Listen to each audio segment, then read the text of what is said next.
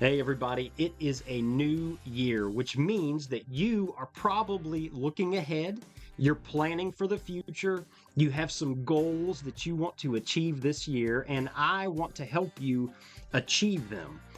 But one thing you have to know is that on the way to fulfilling those goals, there are going to be temptations along the way that you never saw coming. And I don't want your dreams to get derailed. And so we want to begin well. I want to show you a clip from a previous video I did. I was comparing John the Baptist with a modern day preacher who recently fell and just ruined his legacy. I don't want that to happen to you. I want you to start well and end well. All right, so check out this video. I just cut out the meat of it, and I want you to take this wisdom and this truth into the new year. I'll see you back here after it's over, right here on Puddle Road.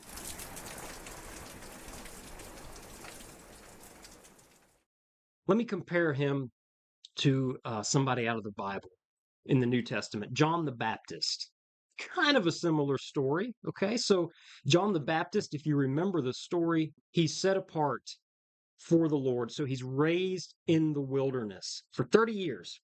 He's in the wilderness being prepared for his time of ministry. And you got to think, man, like in the wilderness, yes, he's dreaming about his future and all the things that God's going to use him to do, right? He's dreaming about that. He's seeing it, but he's also feeling the loss. He doesn't get to be normal. He doesn't get to experience what everybody else does. You know that this guy at times just got lonely and just wanted to know what it was like to hang out with the guys, to go out, to have fun, to eat something that tasted good for a change. You know that this guy wanted to have sex. He was a man, a human being. You know he wondered what it would be like to have a family, to come home after a long day and be greeted by his wife and get to hold his son or daughter and look at them and see the reflection of his own self, his own eyes looking back. He had none of that. So as he was being faithful and working hard, he still felt the loss of those things that other people take for granted. But then, 30 years old, he begins his ministry, and the guy becomes a viral mega preacher overnight. All these crowds coming to him.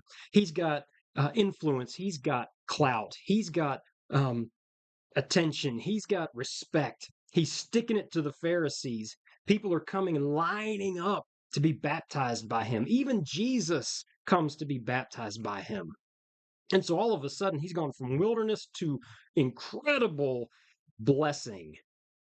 And you don't think that he was tempted to cling to that blessing, to use that blessing to fill in all the gaps that he missed for those past 30 years? To take that blessing and put it as Lord of his life over Jesus? You don't think that temptation ever came his way? Absolutely, it came his way. But John, unlike Ravi, John warded it off. He cut it off before it got a hold of him. And here's how he did it. This is so important. So check this out in John chapter 3. All right. So John has this huge ministry, this huge following. He baptizes Jesus. Jesus starts his ministry, and now all these people are that were following John are leaving John to follow Jesus. And now there's this temptation. There has to be to try to hold on to it, to put it in place of Jesus over his life. John's disciples come to him. They don't like it. They don't want to see John losing everything that he just gained finally after 30 years in the desert. And they say, John, all these disciples, your disciples, are going and following Jesus. And here is John's response. Get a hold of this. It's going to help you one day, okay? So all of them are leaving. They're going to Jesus. In verse 29 of John 3, here's what John the Baptist says. He says, the bride belongs to the bridegroom. The friend who attends the bridegroom waits and listens for him and is full of joy when he hears the bridegroom's voice. That joy is mine and is now complete. So he's explaining to his disciples, look, I was here for a purpose. Those people who are following Jesus are the bride, and Jesus is the groom. And my purpose was to take the bride and to connect them with the groom. And now they're together, and I am going to be fading off out of the limelight. And then verse 30, so powerful. He, Jesus, must become greater, and I must become less. When John was tempted to cling to the blessing instead of the blesser, before that thing could get down in his heart, before that temptation could wrap its tentacles around his heart and get a hold of him, he surrendered himself again to Christ. He must become greater. I must become less. That was the position and attitude of his heart, and that is what kept him from using all of his newfound blessing to satisfy his own desires instead of fulfilling his purpose and remaining true to his purpose. He knew it wasn't about him. This blessing is on loan from God, and I'll enjoy it and use it as long as it's mine, but in the end, Jesus has to become greater and I have to become less. So what am I saying to you? What does this have to do with you? Because right now, whatever you're praying for, whatever you believe God is calling you to, that land of blessing that you sort of see in your spirit, but hasn't come into reality yet. Okay, one day, if it's from God, it's going to come into reality. But with it are going to come temptations. If you're broke and you are just praying that God is going to provide for you and you're doing all the right things and you're giving and you're faithful and you're working hard and you're being responsible and you're trusting the Lord, right? One of these days, you're not going to be broke anymore. You're going to have money.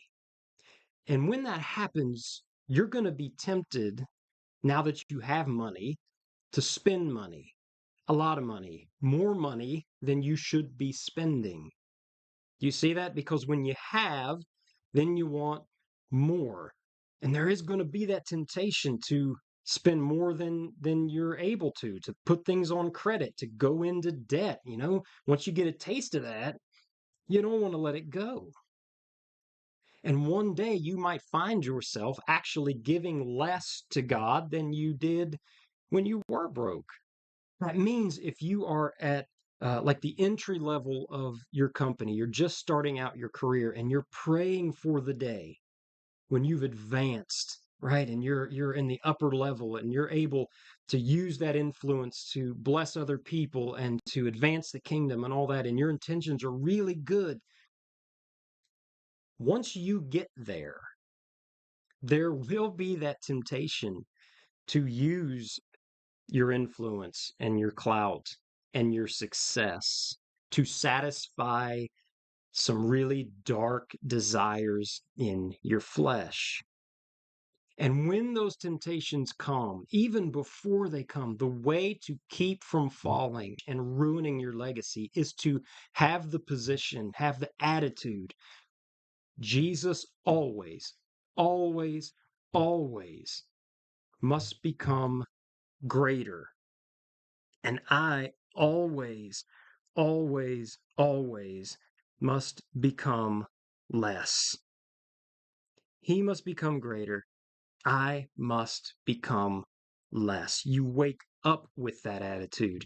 In the middle of the day, you renew that attitude. Before you go to bed, you renew that commitment day after day after day until it becomes the character and fabric of who you are. Jesus, you must become greater. I must become less. And that will help you, will keep you once you land in that place of blessing that you are dreaming about, that place where you're fulfilling your purpose and you are doing well. that will keep you from destroying the whole thing and leaving behind a legacy of pain and regret and destruction. All right, I hope that was helpful. And I hope that these past few months have been a blessing to you. We started Puddle Road right about the end of August, and man, we've just seen some slow, steady growth. Hopefully, we've been blessing you and a lot of other people. And I just want to thank you for being along for the ride this whole time. If this content is blessing you and you want other people to see it, never miss the opportunity to like it, to subscribe, to do all the things that helps it to get out to more people. And so with that, I want to wish you an awesome 2025 as you are out pursuing the goals and dreams that God has put in your heart. I'm going to be here working on producing more and better content to help you see God and find purpose in everyday life.